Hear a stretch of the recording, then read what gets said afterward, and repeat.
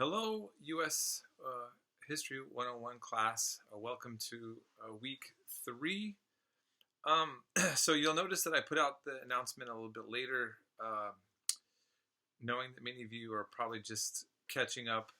I did open up the work on Sunday as usual, but I'm making this announcement a little bit later. So far, what I just want to say, what's really positive is many of you now are understanding how to cite what I'm looking for. I've communicated with many of you, and you are turning your papers in correctly. And moving forward, I think many of you are going to see that you're going to be getting full points, and all that. You'll also notice that this week I changed from having I gave another extra credit paper option as opposed to a requirement. And then the one paper that is required is out of the exception to this Thursday's week work, that can be turned in on Sunday. So hopefully you noticed that.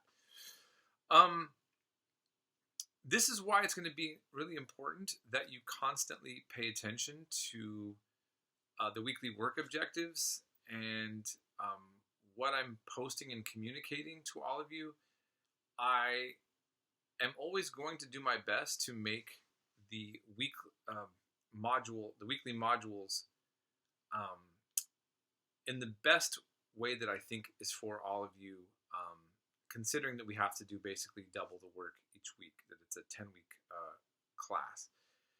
And so I want things to be relatively predictable and easy to maneuver around, and I'm going to occasionally try to make things easier, not harder. So you should notice that if there's anything that I change, it's going to be to your advantage and not disadvantage.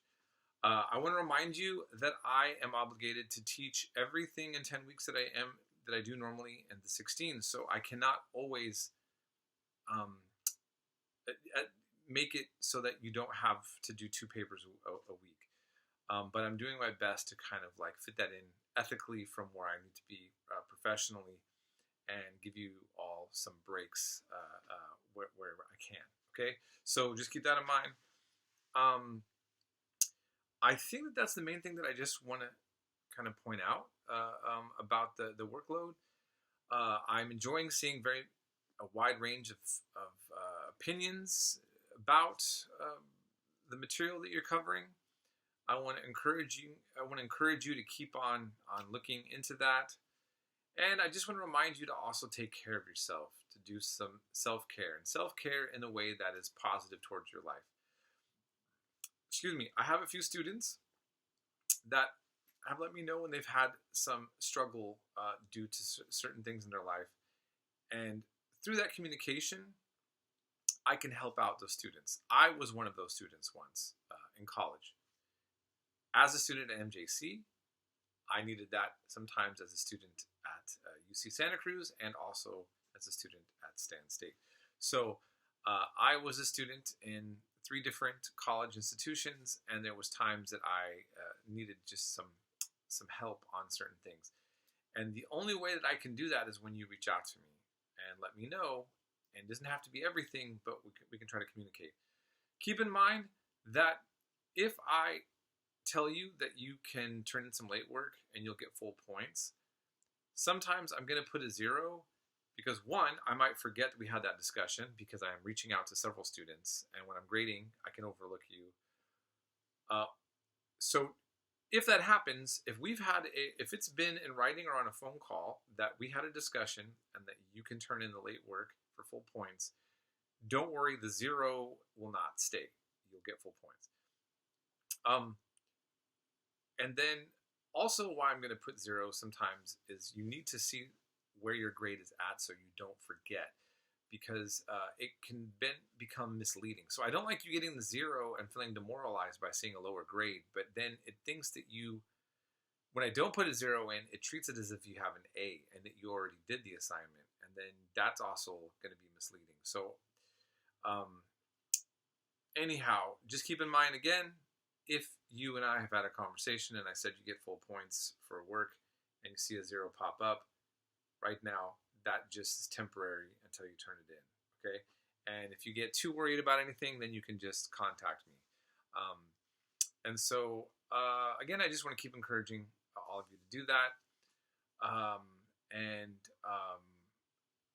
I just want to remind a few things going in this forward. It's the last thing I'm going to say.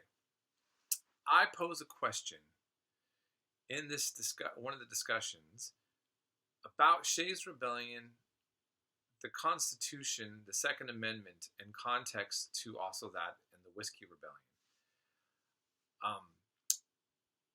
I think some of you, what I see often is students not really getting the implications of what I'm trying to get at. If you're making the effort and you do the assignment, you're still going to get full points. So I don't want you to stress about this.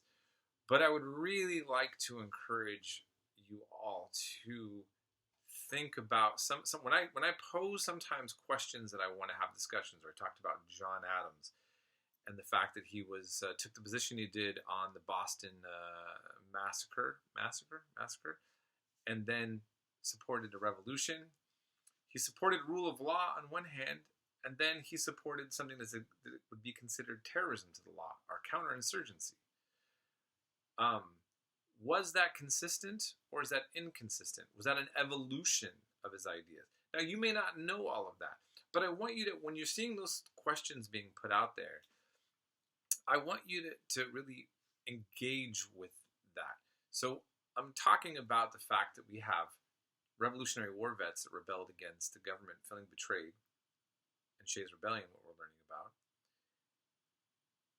And then the Constitution being put in context to help there be a stronger federal government when things can fall apart through the resistance of insurgents in the United States, that there was no way to have a unified response to. Wait, see how I'm already discussing this? This is talking about the Constitution being formed to strengthen a state against resistance to the state.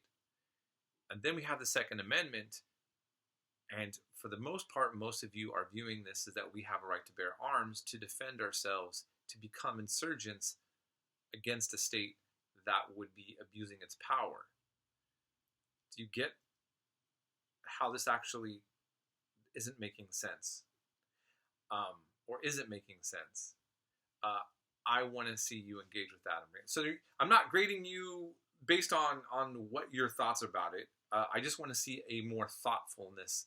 I want you to just kind of stretch your imagination, connect the dots, and see what you can tell me on that. Okay? So that's it. There's a lot going on in the world as usual. It just seems like the news is always something a little bit on the.